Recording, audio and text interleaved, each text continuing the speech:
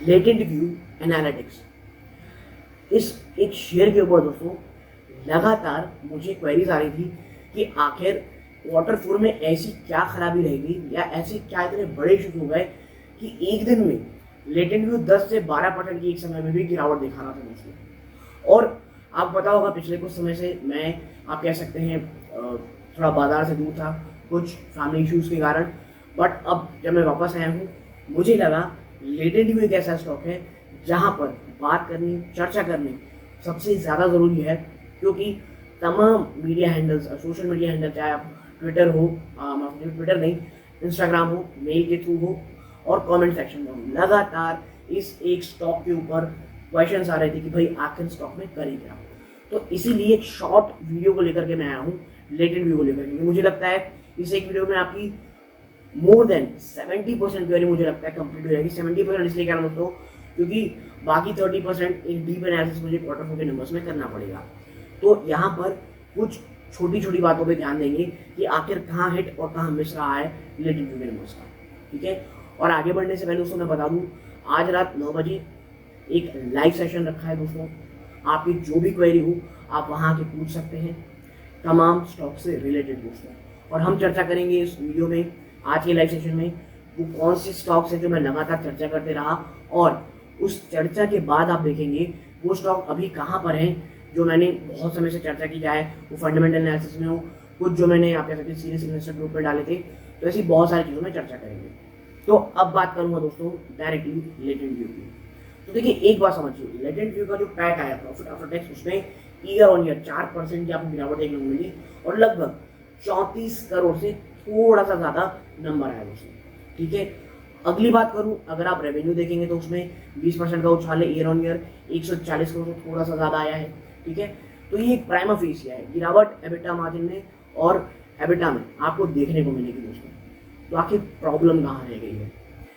देखिए latent view का अगर मैं आपको प्रोडक्ट मिक्स बताऊं ना, सबसे बड़ा सबसे ज़्यादा एक्सपोजर इसका है टेक्नोलॉजी में 70%, ठीक है।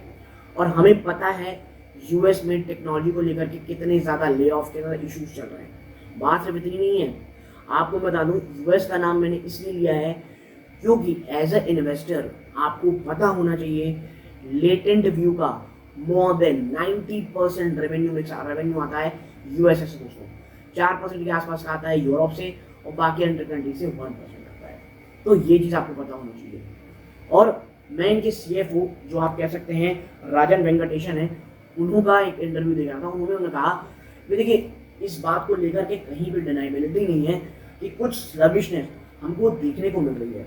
एक समय में जहां कंपनी 50%, जी हाँ दोस्तों 50% की ग्रोथ दिखा दी थी ईयर ऑन ईयर, एक ऐसी कंपनी जिसे एक हाई ग्रोथ कंपनी का स्टेटस प्राप्त था, इतनी ज़्यादा स्लगिशनेस कैसे देखने को मिल सकती है? तो उन्होंने कहा देखिए भाई कुछ इश्यूज हैं मैक्रो लेवल में जो कि इसके बारे में डिनाई नहीं किया जा सकता, लेकिन एक बात आपको समझनी पड़ेगी कि जो यूएसए का आप कह सकते हैं जो फाइनेंशियल ईयर होता है वो जनवरी दिसंबर होता है और सीजनली देखेंगे तो जो ये क्वार्टर होता है ना ये उतना स्ट्रॉन्ग नहीं रहता है।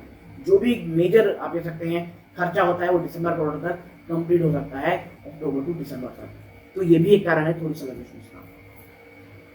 बात करें ग्रोथ की तो कंपनी ग्रोथ को लेकर के बहुत बहुत ज़्यादा क्लियर है।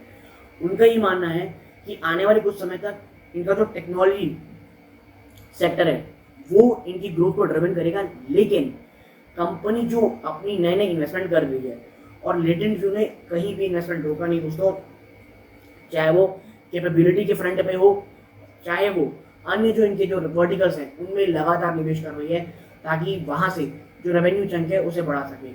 और कंपनी के CFO साहब ने भी ये कहा था कि भाई आने वाले कुछ सालों में हम अपना जो एक्सपोजर है वर्टिकल्स में, चाहे वो कौन से हो, चाहे वो BFSI हो, चाहे वो रिटेल हो, चाहे वो इंडस्ट्रियल हो, वहाँ से हम डबल करेंगे। जी हाँ दोस्तों, टेक्नोलॉजी एक मेजर चंक ऑफ रेवेन्यू रहेगा ही, लेकिन ये जो फ्रंट्स हैं चाहे वो आप कह सकते हैं BFSI हो, चाहे वो आप कह सकते हैं BFSI हो, चाहे रिटेल हो, यहाँ से भी एक मेजर चंक ऑफ पोर्शन आने की बातें कही जाएंगी, ठीक है।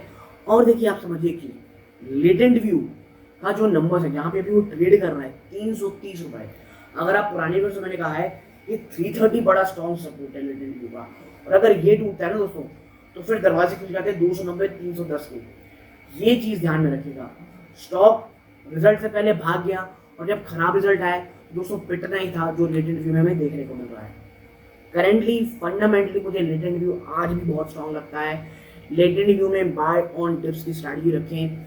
लेटेंट व्यू में विजन 3 से 5 साल का रखें दोस्तों। ये कंपनी मुझे ऐसा लगता है कि ये काफी शानदार आपको रिटर्न दे सकती है। और मैं अक्सर कहता हूँ इन्वेस्टमेंट गिरावट में की जाती है दोस्तों, ना कि जब स्टॉक 400 450 पहुंच जाता तब। इसीलिए विजन क्लियर रखिए। थोड़ा सा आपको, मुझे लगता है थोड़ी सी आपको पेशेंस रखनी पड़ेगी। थोड़ा महंगा स्टॉक है, बाजार मुझे थोड़ा सबड्यूड दिख रहा है, शायद गिरावट हो, तो गिरावट में शायद आपको लेटेंट व्यू और नीचे मिल सकता है। मुझे ये लगता है 290 एक बहुत बहुत बड़ा सपोर्ट है इसका। और देखिए 330 रोक के रखा हुआ है पिछले 1-2 दिनों से।